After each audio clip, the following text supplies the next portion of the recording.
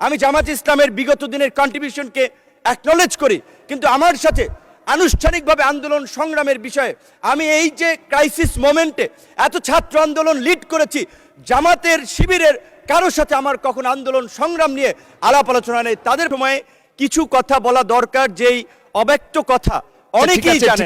ঠিক আছে 5 মিনিট, সর্বমোট 5 মিনিট দেওয়া হলো। 5 মিনিট।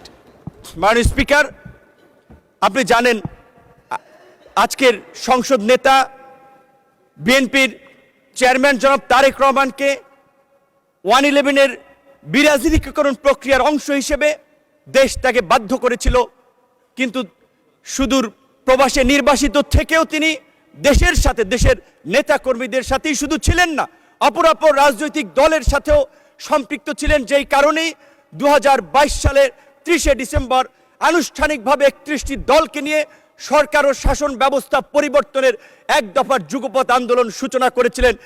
এবং আজকের আমাদের বন্ধুরা যে সংস্কারের কথা বলছে, সেই সংস্কার আমরা 2022 সালে 31 দফা রাষ্ট্র সংস্কারের রাষ্ট্র সংস্কারের সেই রূপরেখা দিয়েই আমরা আন্দোলন করেছিলাম। এমনকি এই 24-এর গণ অভ্যুত্থানের পূর্বেও আমাদের আজকের অনেক সংসদ সদস্য এবং সেই সময়ের আন্দোলনের বন্ধুরা আমাকে দায়িত্ব দিয়েছিলেন, বলেছিলেন আপনি কনফার্ম করেন এই আন্দোলনে বিএনপি আমাদের সাথে আছে, সাপোর্ট করবে, তবেই আমরা এক দফাতে আমরা যেতে পারি। তারই ধারাবাহিকতায় আমি যেদিন গ্রেপ্তার হই 19শে জুলাই দিবাগত রাত 20 তারিখে পড়ে গেছে, সেদিন আজকের আমার ডান পাশে বসা মাননীয় তথ্যমন্ত্রী জহিরুদ্দিন স্বপন তার মোবাইল ফোনে আমির খসরু মাহমুদ চৌধুরী, বিএনপির প্রেস উইংয়ের কর্মকর্তা সাইরুল কবিরের মাধ্যমে বিএনপির মহাসচিব, আজকের এলজিআরডি মন্ত্রী, তাদের সাথে কথা বলি। হেফাজতের নেতা থেকে শুরু করে অন্যান্য রাজনৈতিক দলের নেতৃবৃন্দের সাথে যোগাযোগ করেছিলাম।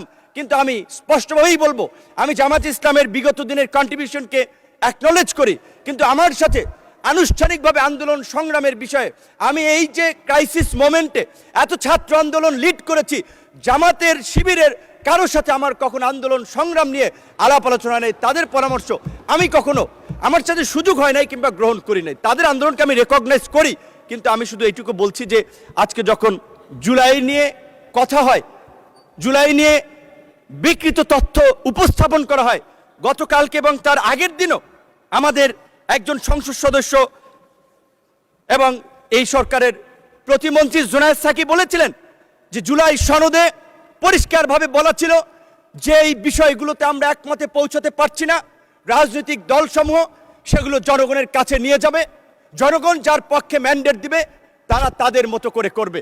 তো আজ